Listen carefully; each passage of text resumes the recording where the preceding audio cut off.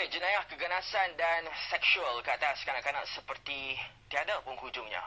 Mengapa ini masih berlaku? Itu persoalan yang terlintas bila kita baca ataupun kita dengar berita mengenai kes jenayah ke atas golongan tidak berdosa ini. Ikuti rentetan kes yang pernah berlaku sebelum ini. Siapa boleh lupa si anak kecil ini? Nurul Nadira Abdullah atau Dirang dilaporkan hilang pada 1 Mac ketika membeli mi segera dan telur di kedai runcit berhampiran rumahnya di flat Seri 5 Pasir Gudang. Dirang diculik, dicabut dan dibunuh dengan kejam sebelum mayatnya dibakar oleh Muhyiddin Maidin yang kemudian ditangkap dan dijatuhkan hukuman mati. Muhyiddin dilaporkan mengumpan mangsa dengan gula-gula strawberry dan membawa mangsa ke arah kebun kelapa sawit. Satu lagi insiden menyayat hati ialah peristiwa hitam 20 Ogos 2007 melibatkan Nurin Jaslin Jazimin, 8 tahun. Dia dilaporkan hilang setelah keluar seorang diri ke pasar malam berhampiran rumahnya di Wangsa Maju, Kuala Lumpur. Mayatnya ditemui 27 hari kemudian dalam sebuah beg sukan dan hasil bersiasat mengesahkan kanak-kanak itu mati akibat didera secara seksual. Banyak lagi kes pembunuhan dan penculikan kanak-kanak yang belum diselesaikan.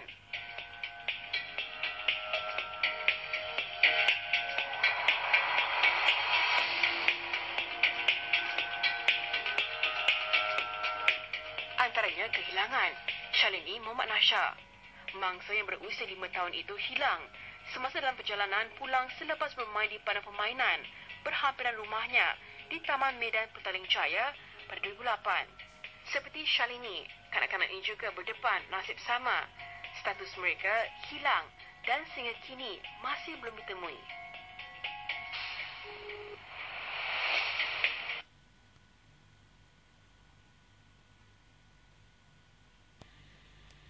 Okey, Datuk, tunggu sebentar, Datuk. Saya nak bersama dengan Dr. Muhsin. Doktor ada membuat kajian mengenai kelakuan pesalah seksual yang dipenjarakan atas kes-kes yang telah mereka lakukan. Apa sebenarnya yang menyebabkan mereka ini bertindak melakukan keganasan seksual dan bagaimana kita nak kenal mereka ini, Doktor, daripada segi karakternya misalnya, Doktor? Ya. Terima kasih. Masalah sekarang ni, kalau mereka yang berpotensi melakukan as a perpetrator ataupun yang melakukan jenayah seksual ni, biasanya mereka ada elemen antisocial personality, di mana jenayah seksual tu sebagai sebahagian dari package ataupun kumpulan perlakuan dia yang mungkin tidak cenderung atau tidak ada rasa simpati pada mangsa contohnya. Jadi mereka mungkin dah ada tanda-tanda awal, mungkin di peringkat persekolahan pun mereka sudah ada apa kita panggil conduct disorder. Itu daripada penemuan kami lah. Conduct disorder ni maksudnya mungkin tidak mengikut disiplin yang dikatakan di sekolah, ataupun mungkin telah melakukan kelakuan-kelakuan yang tidak diingini, mungkin telah kecenderungan seksual tu dah ditunjukkan dengan cara yang minimal. Sebab kalau dilihat jenayah seksual ni, dia merangkumi daripada, kalau kita kata exhibitism, maknanya dia menunjukkan kemaluan contohnya, ataupun seks di luar tabi'i, sehinggalah yang paling serius sekali pesalah rogol lah. Dan kalau kita lihat kes-kes yang pesalah rogol di mana majoritinya umur lebih kurang 20 ke 40 tahun, dan kita lihat kebanyakannya masih single lah, lebih pada separuh masih single yang kita buat survey itu.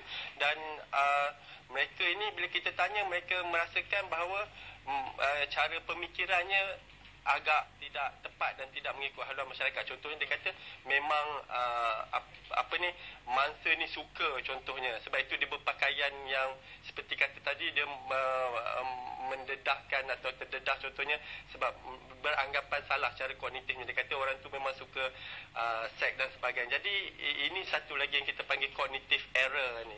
Jadi kalau dilihat dari segi di negara-negara yang telah maju, di barat lah khususnya, mereka ada modul contoh dia khusus untuk menangani masalah penjenayahan seksual ni di peringkat permulaan, sebab kita tak mau tunggu macam kes yang berlaku di Bentung ataupun kes yang lain-lain lah yang dah serius. Doktor, saya nak tanya ni doktor, kita sebagai masyarakat sini macam mana kita boleh bantu untuk mengatasi masalah seperti ini? Saya rasa bagi khususnya kita lihat pertama masa kebelakangan ini kita lihat kanak-kanak menjadi satu masa yang paling mudah dalam kes jenayah seksual ni. Saya rasa ibu bapa contohnya kena memainkan peranan yang lebih penting. Di mana kalau kita lihat sikap dalam segelintir masyarakat kita ni tidak endah, hari ini tak akan berlaku dia kata. Jadi dia tinggalkan anaknya dalam kereta ke ataupun pergi ke padang permainan seorang-seorang ke. Jadi itu saya rasa langkah pertamalah untuk yang kanak-kanak ini tadi. Tetapi selain daripada itu, masyarakat selebihnya maksudnya orang lain yang ada kawan yang nampak kelakuannya luar biasa dan sebagainya harus memberi perhatian dan mungkin merujuk kes tu kepada kaunselor dan sebagainya. Okey. Saat ini bersama saya ialah rakan setugas Malisa Sahari yang berada di lokasi yang disifatkan sebagai antara kawasan yang berisiko untuk berlakunya jenayah, dan turut menyertai kami ialah pakar kriminologi Datuk Akbar Sattar dan juga doktor dengan Malisa yang berada di laluan pejalan kaki menuju ke stesen kereta api Kuala Lumpur. Malisa, apa yang boleh dilaporkan oleh Malisa dalam pemerhatian di sekitar kawasan tersebut, Malisa? Baiklah, terima kasih Hans. Lokasi saya betul-betul berada di tengah laluan pejalan kaki di mana sebelah kiri saya adalah laluan LRT menuju ke KL Sentral dan juga ke KLCC. Dan manakala jalan di hadapan saya ini, iaitu di sebelah kanan saya, adalah laluan untuk menuju ke Kompleks Daya Bumi dan menuju ke Pasar Seni, terus ke Pos Malaysia. Okey? Pengalaman pertama ini merupakan pengalaman pertama saya, Hans, dan juga penonton di rumah. Pengalaman pertama saya, dua-dua laluan ini pencahayaannya sangat-sangat terang dan jelas, mungkin tidak berbahaya kepada pejalan kaki. Namun, di sini adalah laluan menuju ke stesen kereta api Tanah Melayu KTM. Laluan sangat gelap. Pukul 7.30 tadi saya sudah sampai di sini. Ungkapan pertama yang saya boleh ungkapkan di sini adalah keadaan sangat gelap, seram dan amat-amat berbahaya, dan tiada pencahayaan terus di sepanjang laluan ini. Mungkin saya boleh katakan laluan ini sangat-sangat berbahaya, terutamanya kepada wanita, perempuan maupun kanak-kanak kecil yang akan melalui ke jalan ini. Dan di bawah itu adalah sungai, laluan sungai. Apa yang pejalan kaki boleh harapkan adalah pencahayaan di sebelah kanan dan kiri sahaja. Dan di seberang sana itu adalah laluan lama untuk mereka, untuk pejalan kaki melalui jalan terus ke kereta api Tanah Melayu.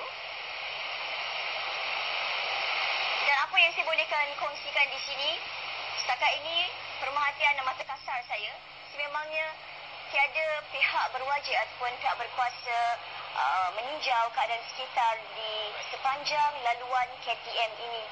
Dan kita pun tahu ya, Hans, dan juga penonton di rumah, jenayah tidak mengenal usia maupun jantina. Okey?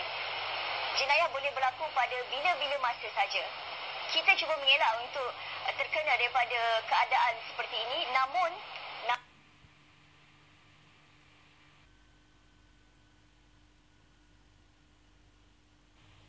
Nak pergi bersama dengan Datuk Akbar Sattar, pakar kriminologi. Kita dah lihat Malisa Sahari berada di lokasi. Kadang-kadang kita ni dah cukup bersedia, Datuk. Kita dah belajar seni pertahankan diri dan sebagainya. Tapi kawasan tu pula gelap. Tidak ada kawasan, tidak ada keselamatan yang cukup lengkap. Ini antara faktor-faktor menyumbang kepada jenayah, Datuk. Komen, Datuk. Itu adalah benar ya. Kalau berdasar kepada teori ya, penyebab kepada berlakunya jenayah sebegini ya, dikenali sebagai routine activity ya. Yang pertama ialah motivated offender. Maknanya terdapat penjenayah-penjenayah yang berkeliaran di kawasan itu yang mencari mangsa. Dan yang kedua, absence of guidance. Macam tadilah, tiada law enforcer yang keliling dan juga lampu-lampu yang tidak terang. Ini merupakan penyebab yang utama. Dan yang ketiga, opportunity lah. Opportunity maknanya di situlah merupakan tempat yang paling senang dan juga paling kita hendak mendapatkan paling senang dan juga tempat yang paling mudah untuk penjenayah menangkap ataupun melakukan sesuatu yang tidak baik terhadap seseorang. Satu lagi yang saya ingin tegas di sini yang dikenali sebagai victimology. Victimology ini bermakna kebanyakan daripada jenayah ni berlaku adalah disebabkan oleh mangsa itu sendiri kan. Kerana yang pertama mereka tidak bersedia, dan yang kedua juga berjalan di tempat-tempat yang gelap sebegitu memberi peluang kepada penjenayah. Yang kedua ataupun yang ketiga merupakan mereka juga kadang-kala memakai pakaian-pakaian yang singkat, yang juga yang boleh memberi tarikan kepada penjenayah. Ini merupakan satu perbuatan yang tidak baik, kerana kebanyakan daripada penjenayah, terutama sekali orang yang merogoh mereka mempunyai tahap seks yang begitu tinggi yang boleh menyebabkan berlakunya kes rogoh dan sebagainya. Baik Datuk, kita ada banyak cara nak bantras jenayah ni Datuk. Dan antaranya saya dapat katakan di sini kita ada talian nur ataupun talian emergency untuk kita buat laporan dan sebagainya. Namun dalam keadaan-keadaan tertentu, contohnya tak kira lah di kampung atau di bandar, jalan yang sempit, gelap kalau di kampung, di kawasan-kawasan semak. So, kadang-kadang kita ni mana nak sempat Datuk nak telefon polis dan sebagainya. Jadi, bagaimana kita nak mengelak daripada benda ni berlaku? Sebab benda ni melibatkan semua pihak Datuk. NGO, orang persorangan, pihak berkuasa.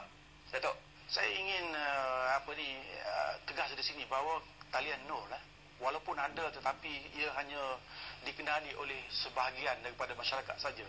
Bayangkan orang kampung saya rasa mereka tak tahu.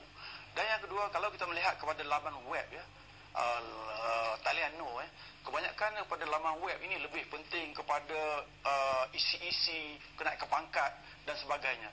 Sedangkan di dalam website sepatutnya apa yang kita perlu lakukan ialah memberi perhatian dan juga memudahkan orang ramai supaya dapat memanggil ataupun menekan butang apa-apa juga berlaku jika sekiranya berlaku jenayah. Ini merupakan satu perkara yang tak baik. Dan yang kedua, saya rasa beginilah, kita sendiri sebagai bangsa yang kena, patutlah kita berhati-hati kerana telah banyak kali dinasihat dalam akhbar-akhbar mainstream dan juga akhbar-akhbar sosial media berlakunya jenayah-jenayah. Selalunya orang yang colek dan juga ingin merogoh, akhirnya ia akan membunuh kita kerana ia tak mahu kita menjadi saksi Ini merupakan satu perkara yang begitu penting sekali, dan pastikan kita sendiri mengawasi diri sendiri dan tidak memberi peluang kepada penjenayah.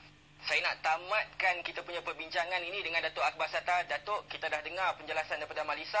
Dan sebelum ni kalau kita pergi ke pasaraya di tempat letak kereta, saya ada nampak ada satu button merah. Kalau jadi apa-apa, kita boleh pergi lari, kita tekan button merah, akan bunyi alarm. Tapi kalau kawasan macam ni, macam mana Datuk? Mungkin pihak berkuasa ataupun pihak berwajib boleh fikirkan berkenaan perkara ini, Datuk? Saya rasa itu hanya ada di gedung-gedung yang besar di Kuala Lumpur Dan saya kira yang pertama kita perlu juga mengadakan lampu di kawasan-kawasan yang kebanyakan menjadi laluan kepada orang ramai yang masa kini. Dan yang kedua, ada satu lagi application yang dikenali sebagai My Distress Selalunya penduduk di Kuala Lumpur dan juga Selangor dapat menggunakan application ini. Saya rasa itu ia menggunakan dapat digunakan melalui smartphone Dengan kita tekan SOS automatically dengan secara tak langsung, polis akan sampai lebih kurang 3 hingga 4 minit. Dan ini merupakan satu cara yang terbaik. Dan yang kedua, kalau terpaksa berjalan di kawasan itu, pastikan kita berjalan lebih daripada seorang dan juga pastikan juga kalau ada orang ikut, pastikan kita berjalan dengan lebih cepat ataupun kita pergi menuju ke bahagian yang ada orang ramai. Itu merupakan nasihat-nasihat yang simple yang boleh diberikan.